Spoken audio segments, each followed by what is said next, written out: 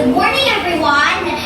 I'm Gabriel Guijaro from Grade 3 Gorage, and let me present to you my farm animal diorama.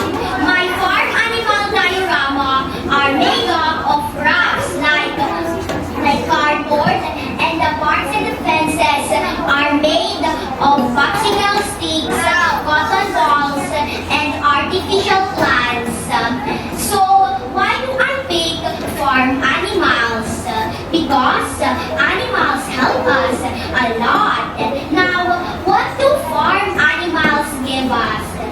So, cow gives us milk and meat, and goats give us milk too. And chickens give us eggs and meat, and sheep give us wool. Now, not only do these animals gives us food to eat, like milk, meat, and eggs, they also give us vitamins and minerals and other products like dairy products,